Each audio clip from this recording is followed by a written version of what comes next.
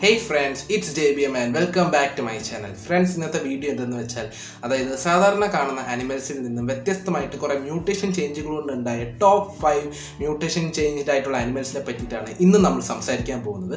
അപ്പോൾ video skip ചെയ്യാതെ ഫുള്ളും കാണാൻ ശ്രമിക്കുക. പിന്നെ അത് മാത്രമായിട്ടല്ല, അത് ചാനൽ ഇതൊരു സബ്സ്ക്രൈബ് ചെയ്യാത്തവരുണ്ടെങ്കിൽ തീർച്ചയായിട്ടും ചാനൽ ഇപ്പോൾ തന്നെ സബ്സ്ക്രൈബ് ചെയ്ത് തൊട്ടടുത്ത് വരുന്ന ബെൽ ഐക്കൺ കൂടി ഒന്ന് പ്രസ് ചെയ്താൽ മാത്രമേ നമ്മൾ ഇനി വീഡിയോസ് ഇടുമ്പോൾ അപ്പോൾ തന്നെ നോട്ടിഫിക്കേഷൻ ലഭിക്കുകയുള്ളൂ. അപ്പോൾ എന്തായാലും ഇനി അധികം ടൈം വേസ്റ്റ് ചെയ്താൽ നമുക്ക് നേരെ വീഡിയോയിലോട്ട് പോകാം.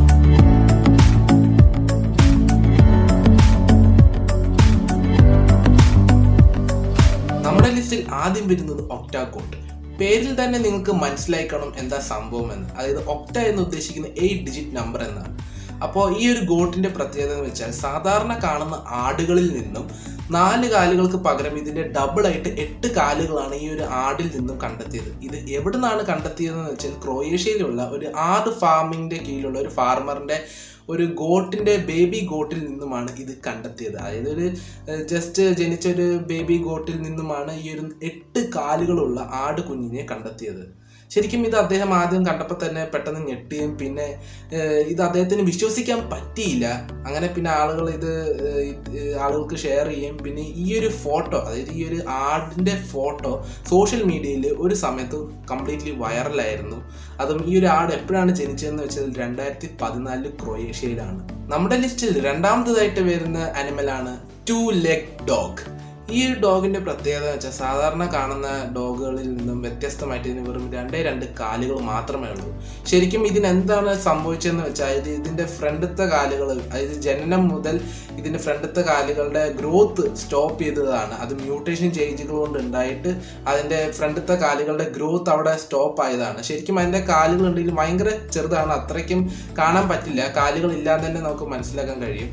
അപ്പോൾ ഈ ഒരു 2 കാലുകൾ വെച്ചിട്ടാണ് ഈ ഒരു ഡോഗ് ഏകദേശം 12 വർഷം ജീവിച്ചത്. ഈ ഒരു ഡോഗിന്റെ ഒരു പേരുണ്ട്, ഫെയ്ത്ത് എന്നാണ് ഈ ഒരു ഡോഗിന്റെ പേര്.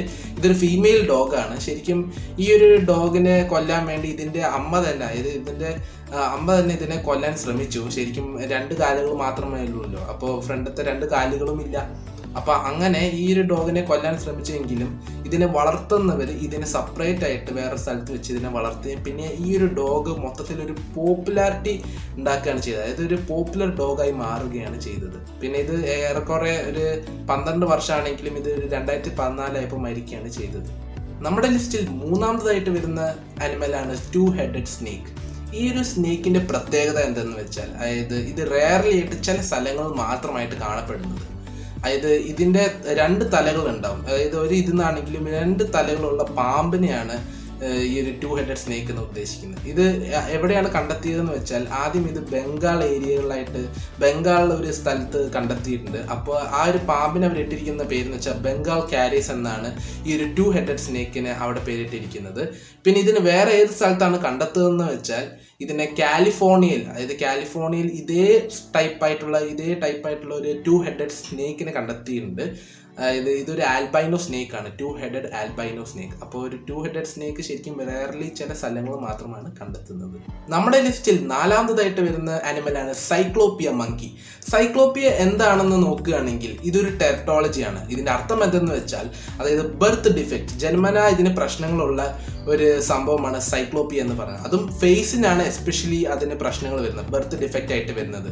അതായത് ഫേസിൽ 2 കണ്ണുകൾക്ക് പകരം വെറും ഒരൊറ്റ ജൈന്റ് ഐ ആയിരിക്കും അതിന് കാണപ്പെടുന്നുണ്ടാവുക. അതായത് ഒരൊറ്റ വലിയ കണ്ണായിരിക്കും ഈ ഒരു സൈക്ലോപ്പിയ ആനിമൽസിനെ ഉദ്ദേശിക്കുന്നത്. ശരിക്കും ഈ ഒരു മങ്കി ഈ ഒരു കുരങ്ങനെ എവിടുന്നാണ് കണ്ടെത്തിയതെന്ന് വെച്ചാൽ ചൈനയിൽ ഒരു വില്ലേജിലായിട്ടാണ് ഈ ഒരു ഒറ്റ കണ്ണുള്ള ഒരു മങ്കീനെ കണ്ടെത്തിയത്, ഒരു ബേബി മങ്കീനെ കണ്ടെത്തിയത്, സൈക്ലോപ്പിയ മങ്കി. അപ്പോൾ അത് ഇപ്പോഴും എക്സിസ്റ്റ് ചെയ്യുന്നുണ്ടോ എന്ന് അറിയില്ല. അപ്പൊ ഇതാണ് സൈക്ലോപ്പിയ മങ്കീനെ പറ്റി പറയാനുള്ളത്.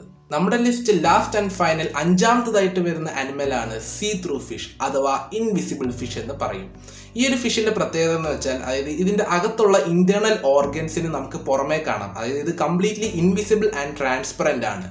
ശരിക്കും ഇത് എങ്ങനെയാണ് സംഭവിക്കുന്നതെന്ന് വെച്ചാൽ, ഇങ്ങനത്തെ ഒക്കെ മീനുകൾ എങ്ങനെയാണ് ഉണ്ടാവുന്നതെന്ന് വെച്ചാൽ, ഇതിൻ്റെ ജനറ്റിക്കലി ആയിട്ടുള്ള കുറേ മ്യൂട്ടേഷൻ ആൻഡ് ജീൻസിൻ്റെ ഇൻ്റർചേഞ്ചിങ് ഒക്കെ ആയതുകൊണ്ടാണ് ഇങ്ങനത്തെ ഓരോ മാറ്റങ്ങൾ വരുന്നത്. അതായത് കംപ്ലീറ്റ്ലി പറയുകയാണെങ്കിൽ ഇതിൻ്റെ ജീൻസിൻ്റെ മാറ്റങ്ങൾ കൊണ്ടാണ് ഇവ ഇൻവിസിബിൾ ആയിട്ട് അഥവാ ട്രാൻസ്പെറൻ്റ് ആയിട്ട് ഇതിൻ്റെ ഇൻറ്റേർണൽ ഓർഗൻസും എല്ലാ കാര്യങ്ങളും പുറമേ കാണാൻ പറ്റുന്നത്.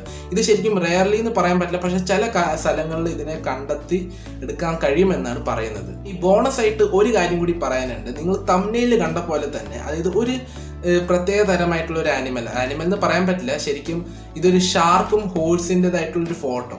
അത് ശരിക്കും പറയണമെങ്കിൽ അത് കംപ്ലീറ്റ്ലി ഫേക്ക് ആണ്. അതായത് അത് എഡിറ്റഡ് ഫോട്ടോയാണ്. അതുകൊണ്ടാണ് ഞാൻ തംബ്നെയിൽ അത് കാണിച്ചത്. സംഭവം എന്തെന്ന് വെച്ചാൽ അത് കംപ്ലീറ്റ്ലി ഫേക്ക് ആയിട്ടുള്ളൊരു കാര്യമാണ്. അങ്ങനത്തെ ഒരു മ്യൂട്ടേറ്റഡ് ആയിട്ടുള്ള ഒരു സംഭവം ഈ ഒരു വേൾഡിൽ തന്നെ ഇല്ല എന്ന് തന്നെ എടുത്ത് പറയാം. കാരണം അത് ജസ്റ്റ് ഒരു എഡിറ്റഡ് ആണ്, ആരോ എഡിറ്റ് ചെയ്ത് എടുത്ത ഒരു ഫോട്ടോ ആണ്. അപ്പോൾ നിങ്ങൾ അത് വിശ്വസിച്ചവരാണെങ്കിൽ ശരിക്കും അത് കംപ്ലീറ്റ്ലി ഫേക്ക് ആണെന്ന് ഞാനിവിടെ വെച്ച് പറയുകയാണ്.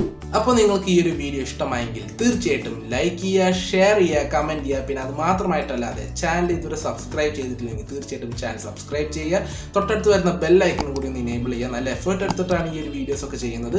പിന്നെ നിങ്ങളുടെ കട്ട സപ്പോർട്ട് കൂടെ ഉണ്ടാവുക. പിന്നെ ഇൻസ്റ്റാഗ്രാമിൽ ഫോളോ ചെയ്യാത്തവരുണ്ടെങ്കിൽ തീർച്ചയായിട്ടും ഇൻസ്റ്റാഗ്രാമിൽ please follow, link in description. അപ്പോൾ എന്തായാലും ഇനി അടുത്തൊരു വീഡിയോയിൽ കാണും വരെ, this is JBM. See you again.